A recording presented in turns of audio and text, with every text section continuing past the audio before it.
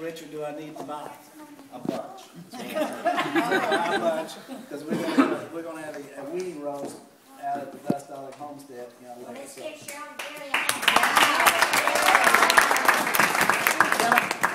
How much you appreciate the meal, your comments on the meal, because from a cost standpoint, this was very efficient. It actually figured out to about $3 a person.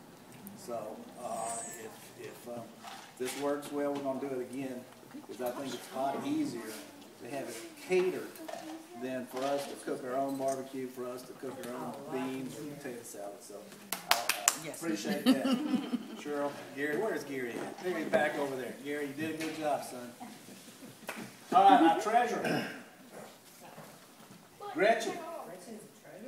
Yeah, we got new positions this year. You know, it's not like she got elected to it, you know.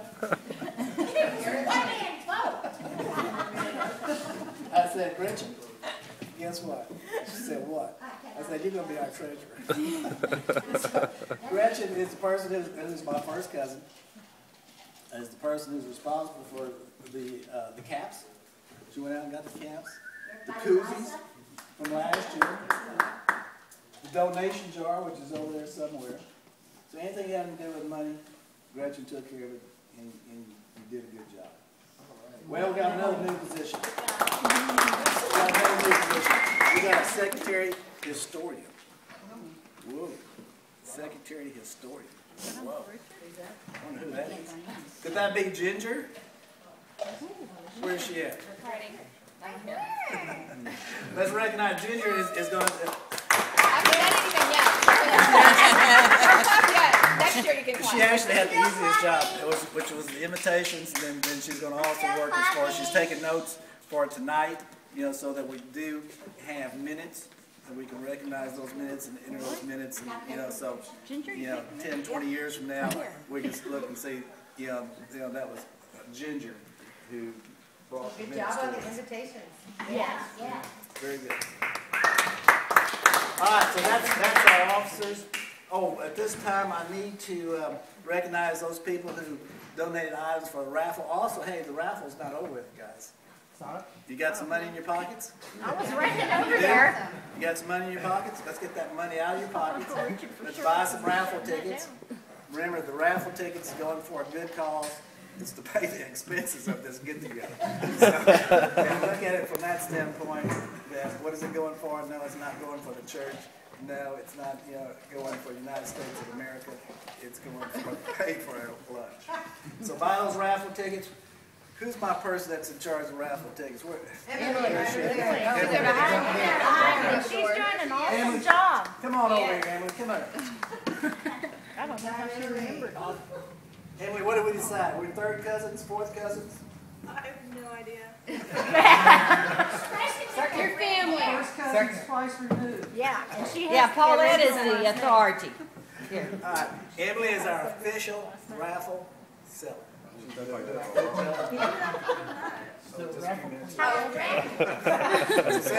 those raffle tickets. Emily has the tickets right over there. So let's keep this. The raffle will be the last thing tonight, this afternoon, folks. So we've got plenty of time. Let's buy those raffle tickets. You're doing a good job. She didn't know she had a title. Also, while we're on the subject of raffle, I want to thank those people who donated different items for the raffle. And I notice our table is full. So those who brought out raffle item or those who made a raffle item, whatever, I appreciate you doing that, because this is one of the ways that, again, that we're going to be able to pay for this meal. A fun way. A fun way, that's true. All right. Okay, what am I going to do next? Oh, let's talk about ancestors. All right. I want to at this time recognize Paulette, my sister-in-law, who put together a family tree for us. Where's Paulette? And we actually have it in 2 sections. Sure, can you help me pass these out? There should be enough copies to go around. Okay. Let me have one. You want some help? Okay, no, I got it. Okay, go ahead, go ahead. Okay, this is going to go. This is Paulette put this together. This is called the outline descendant report of Alois Dostalik. It's a brief. It's 5 pages. So this is starting from the wedding, from the marriage of Alois to Maria Zambrowski. So starting at that point in time is I'll going get forward. one later. So what I ask you to do is look through this and find where you are. Where are we? At the end of the passage. If you're a youngster, turn to page 5. If you're a senior, Edwin, if you're a senior, you can just go like page 2. Has everybody got one? So everybody should have one. I should have enough. Raise your hand if you If you don't have one. Good job, Paula. So what I might suggest, is that you hold on to this. Because I know you're going to have a question later on. How is she related to me? Who was that person? We're going to take it back. Richard, Paulette has a question. Yes. Can I make a little correction? Sure. Just because you're a youngster doesn't mean you're on the last page. The number one. Over here. Come over here in the center. Edwin has to read this too. The number 1. Yeah. Beside Alois. That means that's the first generation we're starting with. When it comes in with a 2, that's their children. So all the people with 2s by their name are the second generation, which would be Aunt Annie, Aunt Mary, Glosta, Louis. Oh, okay. So that's a 2. The 3 would be where most of you fall, which would be their children's children. So you're the 3rd generation. Okay. If there's a 4, that would be their, so 2 is their children, 3 is their grandchildren, 4 is their great-grandchildren, 5, so on. And so it'll start out like, the first one was Louis, because that was the oldest, and then it carries through with all his family that I know of.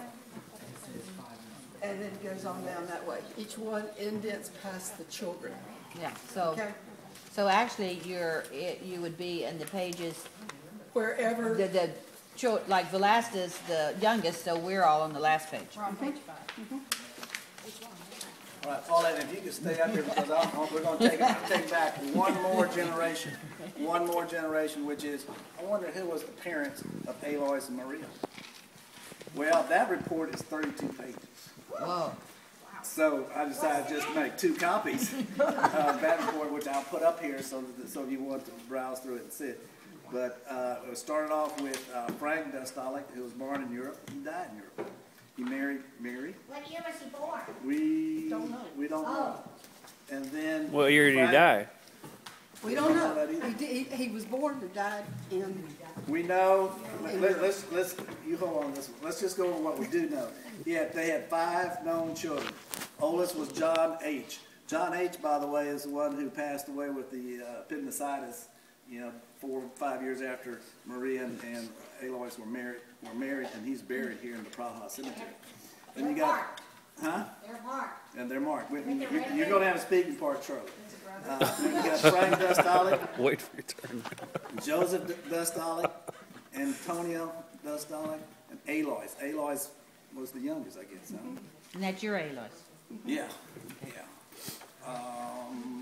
And then that's generation 1, then generation 2 is what this report that I just gave out, Starts right? out.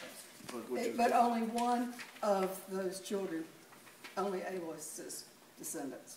It doesn't cover John's descendants, but this one does. I'm going to give mine to Myron. Myron, I want you to have this as a gift. Any questions So on that the descendants that before- tells the descendants that you have found from the 5, or how many children it was? 5 of them. So then that's their extended family that you found. Wow. Good job, Paulette. And then we have also her mother. We're gonna work on that, by the way, maybe next year, year after, because this, Zabronski's, the Yoniks, and Gretchen's gonna talk about the Yoniks here shortly. That's interesting because really, it's been the daughters that have made things work in this family. It's the daughters. Go women. Go women. Think about that for a minute. But they have. Sure, we got a question. Okay, so Alois and all his brothers come through New York together. Why didn't they go? Did they come through New York, or did they come through? Now, he and his sister, Antonia, came through New York. They came to Ellis Island. The other ones came at different places, most of them at Galveston. Some of them came into Galveston. I'm not sure actually where some of the others came. All I have is the year that they came, but I haven't been able to find them because let me rephrase it. A good portion of the Czech and Germans that came and settled Texas did not come through Ellis Island. They were here before Ellis Island was open. Oh, really? Mm-hmm. Yeah, that makes Now, sense. was Alois with the first dog to come over? No, Okay, no. so his brothers. Yeah, we're John. gonna get into that part, okay. So- because that's connection on the farm. When did Ellis Island open? I don't know. We're gonna also have a Q&A right at the end. I think we have some great questions here. I want you to hold on to those questions. Okay. Moving along. I'm Moving sorry? along. It will be for the youngsters in the back over here. Those in the back over here, we're gonna ask them questions. The ones that are sleeping? Okay, this year, we're gonna do something different, something that's not really different, it's new. It's something new that we're doing. All the reunions Are y'all do getting warm this. in here? Yes. Y'all wanna open some of those windows? Boys, let's have some of these young boys open those windows. Just let you go over there and you over here. We get some breeze. Oh, boy, they jumped up fast. Dallas, They're all reading their. Ty, I'm gonna show them how to open. show them how to do it.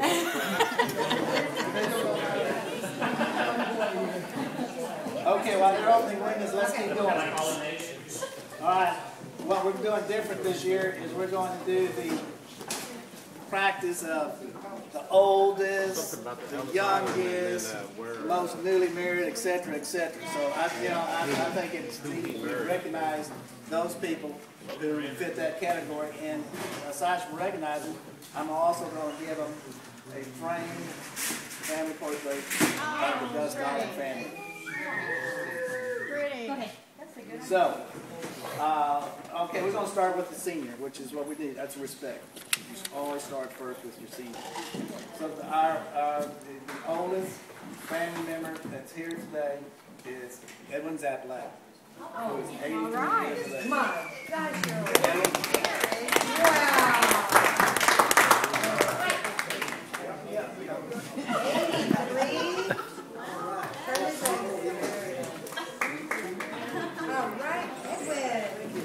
His birthday is 9/11.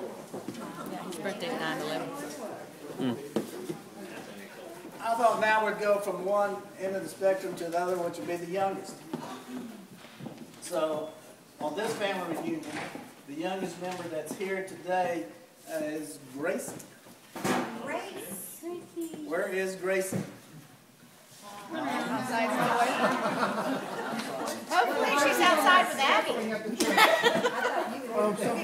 you know where Abby is? You can give it to I'm her. hoping she's outside with Gracie. When Gracie comes back in, we will award Gracie as the youngest. Gracie is 8 years old.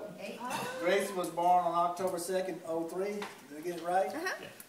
October 2nd, 03. And I tell you, right in there, you got about three of them neck and neck. You got Lily Ann Zaplak, who's 7 years of age. Haley Stein, who is 9 years of age. So 7, 8, 9, I think that's neat right there. Okay, next we're going to go with most recent married this year. And we have two people who are most recent married. I like to recognize those. The first couple here is Logan and Stephanie Garrison, who were married on July 23rd. July 23rd. So Logan, Stephanie, come up and get your picture. Logan. Price is right. Stephanie's looking at him, he's looking at her. Just going back and forth, make room. Says golden point. Don't put the microphone right on this side. So just Wait for Stephanie. Hey, come on, move. It's not a picture. What? Stephanie's behind you. Oh. This is not a picture. Okay, any more pictures? Oh, that's a turn over here. okay, I'll need you right now. Over here. Over here. No, the camera's broken. You turn it off. I would take the flyers. Yep, All right, thank you. And I think I know who's going to have the youngest next year.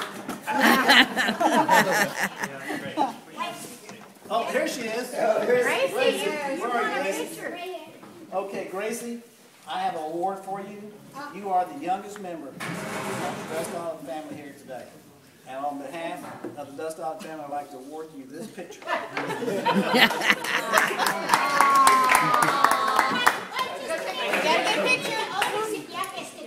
Okay. Oh, we got it. But Abby, I have a coloring book and some fun stuff for you right here. later, okay? Okay. Thank you. I'm the youngest, don't forget. Alicia, thank you for Fluffy.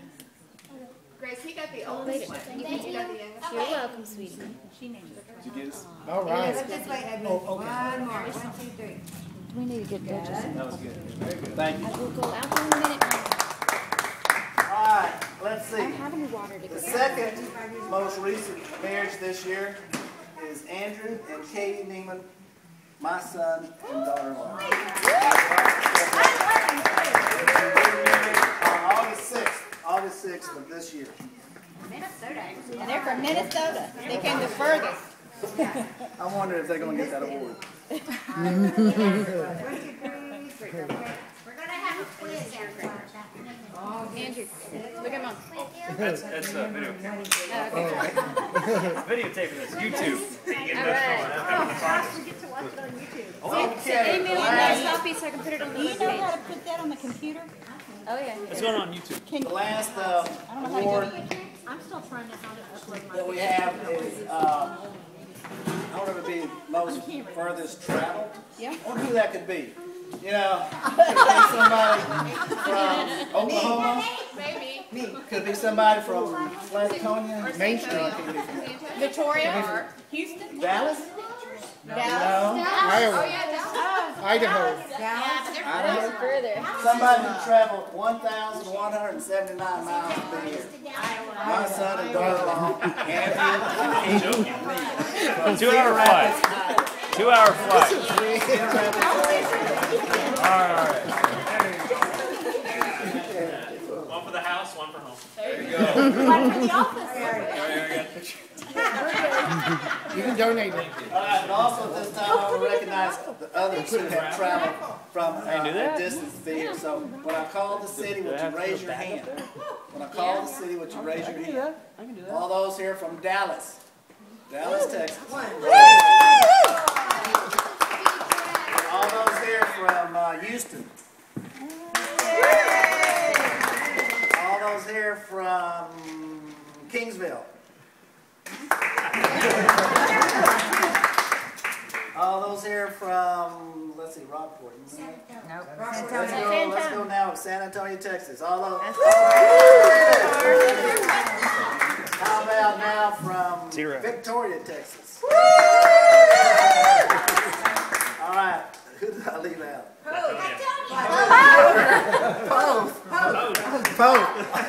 Poth, Texas. Go west of San Antonio. Don't forget hometown. Any other towns? Flatonia. Flatonia? You don't just walk to get over here. When you get here, travel, you walk. Because Recognize us. Oh, wait a minute, here's Bay City. Yeah. Bay City, Texas, right over here. Actually, on Bay City, you have to travel to Bay City. You cannot go through Bay City to get to anywhere. You have to travel to Bay City. That was neat. Did I miss anybody? Yeah. Flatonia, Texas. Let's hear it from Flatonia.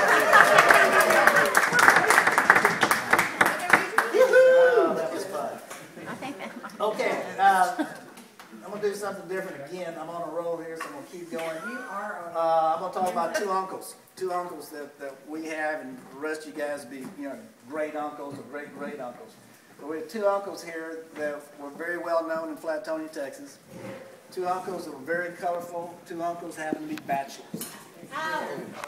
And so I think it's appropriate, that we recognize these two bachelors because they do not have any direct descent. So let's talk first about Ernest. Probably wondering, who is Ernest? Ernest is Uncle Grip. Grip Dostalik. He was born December 10th, 1910. He died November 27th, 1983 at the age of 73. So he was a youngster. I think a couple of things about Grip. He was a gifted athlete, Flatonia, football, baseball, and track. But I guess the thing that we know the most about, or remember the most about Uncle Grip, is that he was a war hero. So at this time, what I want to do is hand out. Cheryl, want to help me on this? Cheryl. You want to sit up front? What I'm going to hand out, because we have talked about, we knew he was in WW2, but what did he do in WW2? Oh, here he is. Well, he was a member of the 3rd Chemical Mortar Battalion, motorized. Motorized just simply means he didn't have to walk. A mortar crew is part of the artillery group. In this particular case, it was chemical. So it was not where they were doing gassing the other troops, which they did in World War I. The chemical part was when they would lay down a smoke screen. So if you're laying down a smoke screen, you're laying down a smoke screen because you're on the front line. So when was this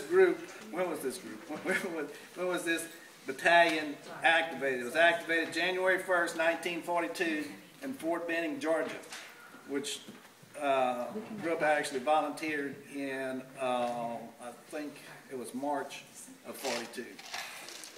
It was inactivated January 2nd, 1946 at Camp Patrick Henry in Virginia, overseas. This is the part that we all know about. They arrived on April 1943 in North Africa. All right, the campaigns. The first one was Sicily. The next one was Naples. As you see, they're going up through Italy, Rome, southern France. There's the dates behind each one. Everybody have a copy of this? Yeah. Follow along. We didn't have quite enough, but you can share. We didn't have quite enough? Well, share on those. The Rhineland, which is Germany.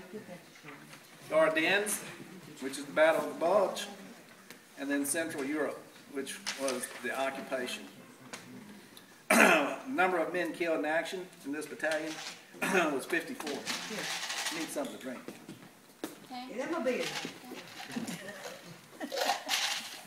The number of men wounded was 174, of which he was one. Where was he wounded? Not sure. He did receive 2 Purple Hearts. The number of days in combat was 447. The number of rounds fired for this battalion was over 171,000 rounds. Then you have the decorations. 228 Purple Hearts. He was a recipient of 2. The units were supported. They trained in Africa, so when they went over to Africa, to North Africa, they really weren't in that battle, but they got ready for the invasion of Sicily. So they were in Sicily. They supported the 1st Army, the 3rd Infantry, the 9th Infantry of the 7th Army. When they were in Italy, they supported pretty much the Italian troops. And I can remember one time grew up telling me that the Italians could not fight. Anyways, okay, so they supported the Algerians, the Italians, the French, and then the 6th Corps of the 5th Army. And then the Southern France, they supported the 36th Division, and that was actually one of the divisions that invaded in Normandy. The 45th Division, the 103rd. Okay, now the Battle of the Bulge. They supported the 26th, 35th, 90th, 28th, 17th Airborne. 4th Army, 6th Army. Then in Germany, 9th Army, A Corps, 102nd Airborne, 84th Division, Airborne, 29th Airborne. Then I guess that must have been the occupation, which would be the last one. It's the 3rd Army, 14th Division, 11th Cavalry Group. He was there through 1946. So he came Richard, home there's a drink behind you. after the war.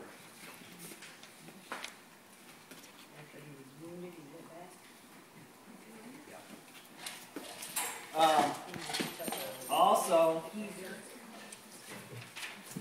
what I want to do at this time is to talk a little bit, something that happened in Victoria. When was this? This was on the, May Richard, this year. get started on that, could I tell them about the museum where we have a... sure, go ahead, go ahead. He's already starting Go on ahead. that subject. On group, in our museum in Flatonia, we have the Army Museum and Archives. Upstairs, we have nothing. I think we have 300 and some pictures of soldiers and sailors from this area, different wars. And group has a special area. This doesn't have just a picture. He's got a whole thing there when he was in Germany and different places. He's got stuff that he, I guess, picked off the street or whatever he did. We have a sign there about this big, and it says Adolf Hitler Strauss. What does that mean? Street. That's Adolf Hitler Street. He stole it. It's a big street sign. It's a metal. We've got that in our thing. And he's also had much other things that he picked up along the way. He was a picker-upper. That's leftover. And letters. It was hereditary. You need to come see that museum, because it's besides the military thing being upstairs. It's a lot of stuff downstairs. Certain hours, Lexington has a key. It's on the 2nd floor of the Flatonia Museum. Monday, Friday, yeah.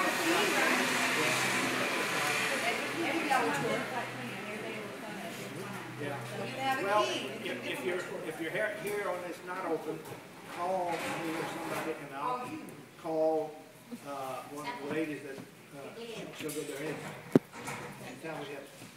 Could you do like the tour later today before we go out to the gospel farm? Or could you do like the small tour later on this afternoon before we go out to the gospel farm? I don't know about the Possible, they'd have to get in touch with the person with the key. Yeah. It's Judy Page. Judy Page. Lady that runs it. Who's right over here? I'm on the board, but the board of the museum, but I've been on there for 100 years or so, whatever. But you don't have a key. Looks like it. Let me just comment a little bit more on the museum. It's awesome. Downstairs has to do with Flatonia. Upstairs is all the veterans, and it's not just WW2. It starts at WW1, 2, Korea, Vietnam, Iraq, Iran. It's all there. It's great. Great presentation. Y'all have done a great job of putting that together, by the way. Let me also talk a little bit about the Field of Honor that was in Victoria, Texas earlier this year, where Memorial Day, where we purchased a flag on behalf of Uncle Grip. Is that correct? Shirley, you want to say a little bit about that? There's the picture right over here. About May of last year, Uncle Richard purchased a flag in memory of Uncle Grupp, serving in World War II. This flag was placed on called a Field of Honor. Have you ever heard of Warrior Weekend? Okay, Warrior Weekend is not only in Victoria, but throughout the United States. And it just so happened that we had ours in Victoria. And if you look at these pictures, there was thousands of flags there. Thousands of flags. And Uncle Brooks was one of them. And there is a picture I have of his flag. His name was there. We could walk up to his flag. It had his information on that flag of what war he served in. Yes, this flag right here. It's got a, just look through it, but this is the one right here. It has a black ribbon on it, meaning that he is deceased. There are other flags in here, some with yellow, meaning that they are overseas now serving our country. There are some POW flags, meaning the families that have bought these flags, they're still missing their family. They have never been recovered or returned.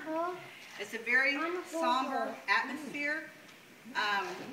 Gary and I, we went, and to see all those flags flying in the day, and then when you go there and they have this book, and you look up your family's name, and they have it where you can find this flag. It's like A through Z, 1, 2 to 100. And you go and you find that flag. Anyways, every night at 9 o'clock, precisely on the dot, for 2 weeks, they play taps. And it's a very moving moment. And you see people there that are at their loved one's flag. They go during the day, they go at night. It is lit for 2 weeks straight. It is never in the dark. So look at these pictures. There's daytime pictures, nighttime photos. It's a very somber 2 weeks. And we have the flag, which we forgot to bring today.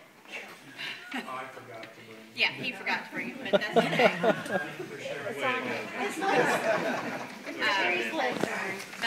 Here next year. yes, and when we do bring that flag, we would like to present it to Uncle Richard. And Uncle Richard, we would like that flag to go to the farm. That is where Uncle Brooke, he was raised there, and we'd like that flag to be there at the farm. And maybe while we're there, maybe hang the flag up on the porch sometimes during. Put it on the flagpole. And but it has his name was there, and we were there to honor him. Gary and I went several times and paid our respects, because I know, I'm sure Aunt Annie and Aunt Mary, they talked a lot about Uncle Brooke and the war and how hard it was. And I know my grandmother did too. We heard a lot about Uncle Brooke and all his, what he gave up for all of us. So we need to remember, he did, for what we have now, for our freedom and the rights that we have, he fought for that. And it lived with him for the rest of his life. He didn't talk about it too much, but I can tell you one time, my papa and grandma, I was with them, we went on July 4th weekend to the fireworks downtown. And we had to leave because Uncle Brooke said, I cannot be here, take me home, get me out of here. The fireworks, he hated that noise because it reminded him of gunshots. And he was a good man. A lot of us spend a lot of time talking to him, visiting with him. Anyways, here's the pictures, look at them, and we'll give you the flag next year. Thank you, Cheryl. Okay. Let me just end his part, because I want to talk about Uncle Mitt here, Shirley. I'm going to just end his part. If you have not seen this letter, if you've not read this love letter, that's dated April 12th, 1946, from Rose Peters, the young lady in this picture. You know you're in trouble when your girlfriend writes your mother. And that's what this letter is. It's a letter to Maria asking for Grupp to write back to her. We don't know what happened. Well, evidently he probably did not. Because, She probably went to tell him she was but anyways, do look at this. I found that when I was going through everything, and I thought it was interesting. All right, let's talk about Uncle Mitt. Uncle Mitt, second oldest, Adolph J. Adolph. Adolph J. Yeah, Adolph J. Where did they get Mitt? Where did they get Grupp? That question's been asked. I have no idea. He was born April 10th, 1904. He died September 23rd, 1982, at the age of 78, in the farmhouse. He died in his sleep. The day before, he was in his workshop. That workshop, I've had it sort of semi-restored. So when you go to the farm today, we take some time to go walk up there. because that's exactly what that workshop looked like 29 years ago. 29 years ago this day is how he left it. So when Flatonia has a great museum, done a great job on that museum, we got a museum also. It's the Uncle Mitt Workshop Museum. Go take a look at that. There's some tools in there that you just won't believe. How did he make knives? How did he make furniture? He was a mechanic. He was a painter. But I guess most of all, the people that remember him, he was an artist from the standpoint of his signature, of his handwriting. His handwriting was absolutely beautiful. So, yeah, grew up, you know, was the athlete. Mitt was the artist. Okay, now we come to the part of why we're here. You know, I did this last year to celebrate, because, you know, it's taken us 3 years to get to the exact day, the 12th. This month, we've always had it in November. They were married in 1901, so it's exactly 110 years today. You know, and I was thinking about it, I said, well, I wonder if they got married on a Saturday. Because if they got married on a Saturday, you know, they would have had a dinner like this. They would probably would have had a Czech dance and a polka, you know, in the evening. You know, that's it. Or maybe they got married Sunday. They got married Sunday. They were both Catholics. They would have had a high mass. They would have had a wedding mass. So I Googled calendar 1901 to see what day the 12th of November fell on. Any guesses? Tuesday or Wednesday? Thursday. Friday. Tuesday. November 12th was a Tuesday. They got married on a Tuesday. Can you believe it? On a Tuesday. So let's think about why, and that's what this all of this is about. Why do you think they got married on a Tuesday? Okay, well, they were farmers, but, you know, you don't do any farming in November, but actually he wasn't a farmer. That part, I believe he was working in a cotton gin, because, you know, he was only 22 years of age and she was 21. So they picked a Tuesday. I've, you know, thought about trying to figure out why it would be, I don't know. Well, if you're gonna have a party and it's gonna be during the week, and that's when they married, during the week, not Saturday or Sunday. Well, the farmers got off. It was a holiday then. It's November, you don't do any farming in November. Well, whatever.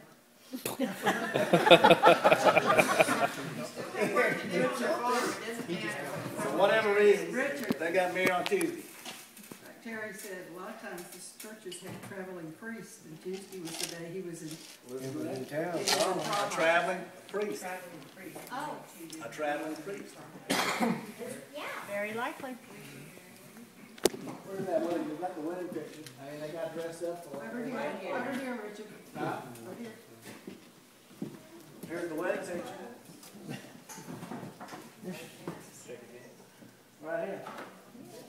So they are You know, dressed for a up. Tuesday, they sure look nice. Yeah. A Tuesday. So it was a Tuesday wedding. So let's do this, and I'm gonna make this a little bit different than what we did last year, because we talked about the questions. You know, was it raining? Da da da. What I want you to do, being we know it's exactly 110 years, I want you to do something for me. I want you to close your eyes. I want you to close your eyes. I want you to try to visualize that day, that exact day 110 years ago. Was it in the evening? Yes. How did they get there? Horse and buggy? Who was there? The parents? The brother? The brothers? The sisters? The neighbors?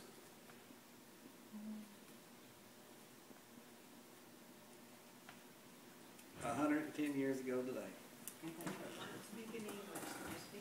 And at that church. Yes. This church right over here. This hall wasn't here. That church was.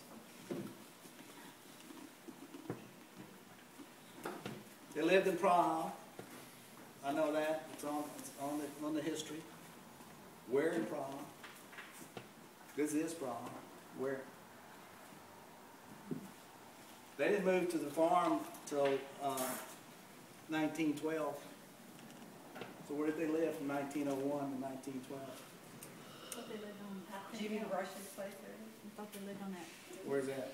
that Smith School Road with that football. That's Papa Nino's. Did they have a honeymoon the next day? That week? No, it wasn't. Or did- It was Papa. We don't know. They didn't go to college. But I think it's neat that we think those questions, Top school. because, you know, we can think back about our weddings, the celebrations that we had. We remember what we were doing. Did they have a grand march? They had a grand march. Well, They had a grand march. you probably had your reception at your parents' house. Or on a platform out in the country. Not too far from the house. The thing about it, you know, those are those questions that we don't know the answers. But I'll tell you what, there's one answer that we do know. That marriage lasted 53 years. Maria died November 8th, 1954, in the farmhouse. 4 days short of the wedding anniversary. 74. You're 74. Produced 7 beautiful children.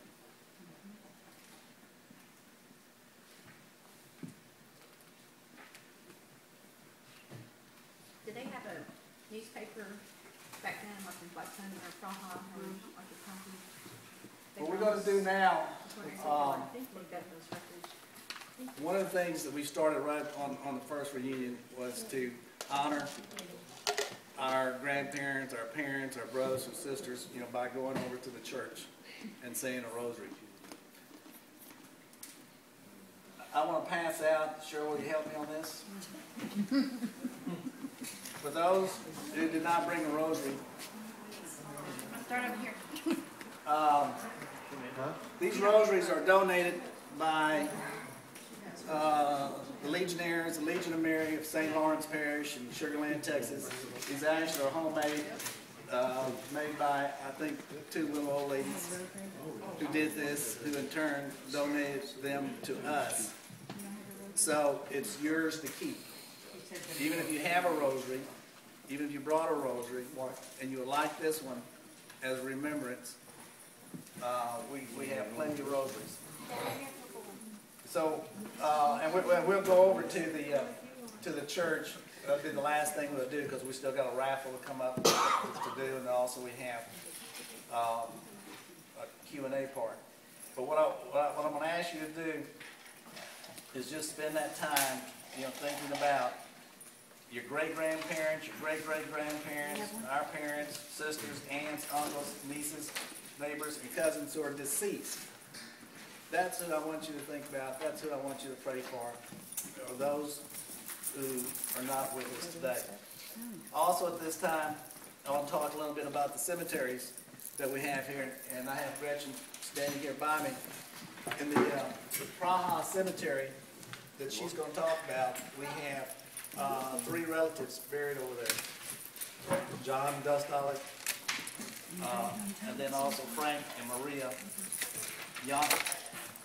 And then in the Mulberry Cemetery, we have my great-grandmother, Zabronsky, Agnes Zabronsky, is here over there. Before Gretchen comes up and talks about how you can find the grave markers, I mentioned a name that may be new to y'all, which is this Frank Maria Yannick. Wondering, who is Frank Maria Yannick? You have never mentioned that name before. Well, through a little investigation, and Paulette has helped me on this, we have come to the fact that we believe Agnes and Maria were sisters. So when they died, both of them died. The strangest thing is on their marker. Frank died in February 5th, 2011. 2 months later, 2 months and a week later, she died. April 12th, 1911. 1911, 2.5 months later, Maria passes on. I want you to go to that cemetery because you're going to see something unusual and something different. They're not buried together. They're not buried together. Another question. I don't know. But anyways, because in 1912 is when Alois and Maria bought the homestead from the estate. Again, Maria. Our grandmother's first name is Maria. Marie. So there's your connection. We feel that Agnes named her daughter after her sister. Anyways, that's a little bit of history there. Gretchen's going to tell us how we can find these 3 grave sites. Well, actually, there's 4. There's 4 grave sites. Because it's the Yonics who own the farm, and,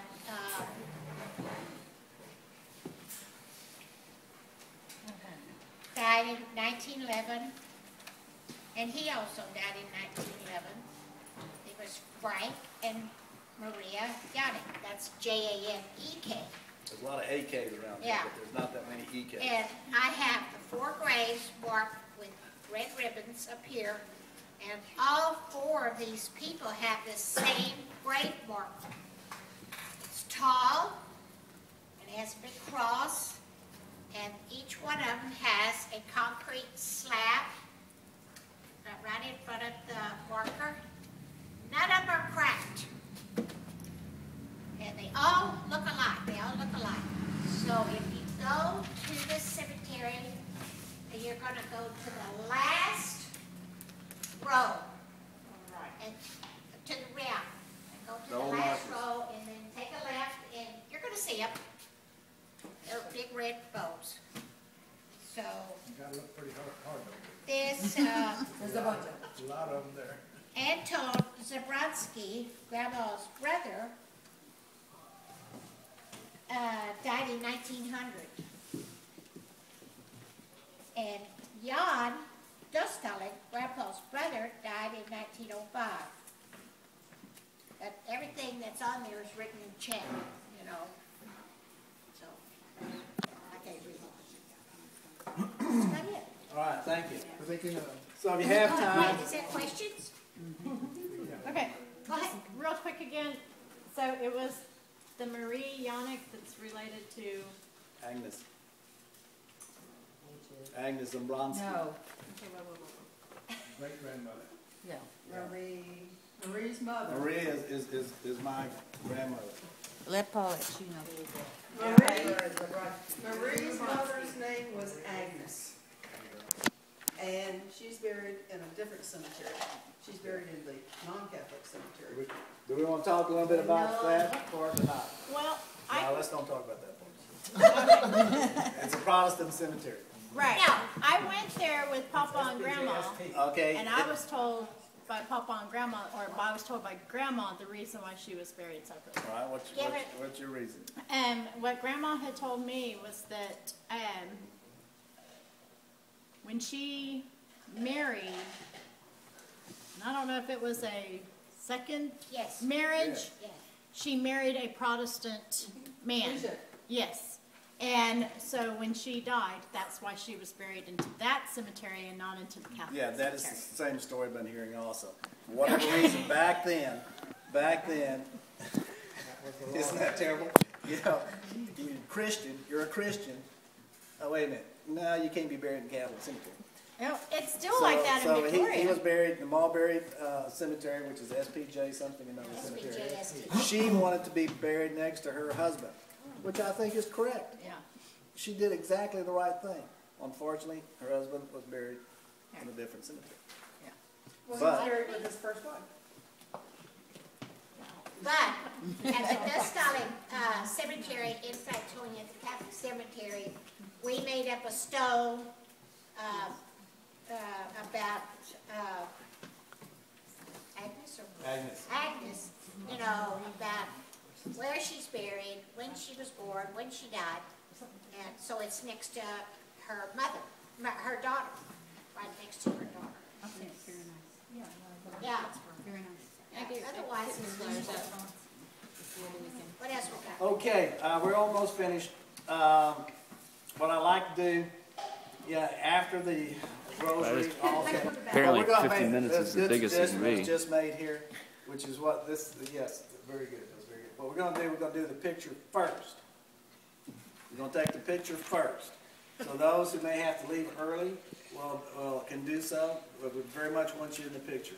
So pictures first, rosary second, clean up third. And you wanna do the raffle now? Yeah. We're almost there. All right. All right. No, I want Andrew. We're almost there. I'll put it in there. After we do the cleanup, you're invited to come out to Dostalik Homestead. For out there, we're gonna have, games for the children, maybe for the teenagers, I'm not too sure. Mainly beer and conversation for the adults. Visit the Mid-Workshop Museum and also visit the Dostalik Farmhouse. We will have a small fire later this evening, in a containerized pit with the water hose close by, so that we can enjoy that. Okay, we're almost ready for the raffle. Huh? Yeah, out at the when we get out to the farm, by the way, we're going to have hot dogs, chili, chips, and everything else. Again, I want to thank Cheryl and Gary for providing that part of it. So we're going to eat very well this entire day. So hot dogs, chili, chips. You don't need to go home and get something to eat. You can eat right there. Bring your own beer though. Bring a Coke. Or Coke. We got plenty of Cokes. And Coke. Coke. And cheers. I don't know, Katie, is it cold for you? No fire. Not cold for Katie. She's ready. Cheers. Bring cheers. Bring cheers. All right, raffle tickets. Let's still selling raffle tickets because we're getting ready to do the raffle. But before we do the raffle, buy some tickets. I want to do something different again. Oh, what is it? This way, so far the only person that's had a speaking part today, for the most part, has been me. So I let the cousins off this time. They didn't have to introduce anybody to talk. So we're going to have a Q&A. We're going to have a question and answer session instead of doing that. And I'm going to start with the first question. And the first question is this. When did Alois and Marie buy the farm? 1912. What day did they buy it in 1912? I know. You didn't say that. Tuesday. You don't count. Tuesday. They bought the farm October 19th, 1912. And who Rest wrote all assured this information out for you? that we will have a it's a historical, Texas historical marker that I will apply for probably in the spring of next year, that we will be awarded for 100 years of continuous farming in the I know you were a farmer. I was in the Dostalik Niemann family. 100 years, they award plaques for the continued agriculture business in the state of Texas. So we will have a party for that celebration, October 19th, 1912. Okay, next question. Here we go. We're open now for questions, guys. What? My question is, what does SPJST stand for? All right, that's a good one. Gretchen, our Some place just south of town. No, it doesn't. That's what my husband told me. What was the question? What does SPJST stand for? I know where, Edwin has the answer. Y'all are both wrong. I know the answer. You do? Okay, well, thank you. All right, well, here's the answer. Listen up. It's special people Jesus sent to Texas. It's not. It is true. That's from the internet show. Y'all are on the road. I think, between your sister and your brother, you guys have been talking together here, and y'all come up. SPFJ. So. Well, it's related to the topic. It's in Czech. Oh, okay. Yeah, it is. Oh, okay. It's a Czech Any other Altargill questions having to Society, do something like with, that. the heritage, having to do with relations, having to do with the wedding 110 years ago.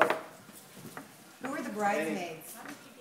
Who were the bridesmaids? Who was the maid of honor? Who was made of honor? Who was the best man? Who was the best man? Hugo might know. No. On the reunion? 13 fall on, let's see, the 12 falls on a Sunday probably. Mr. Chairman, Yes. do you want to take a vote or anything and see if we want to do this again annually, or maybe skip a year, or how do we want to do this from the? Okay, this is probably a good time to talk about this. You know, Hugo raised the question about, you know, when's the next date, when's the next time that we're gonna do a reunion. Diane raised the question, you know, do we wanna do this, you know, every other year, yearly, every so often, you know, once a month?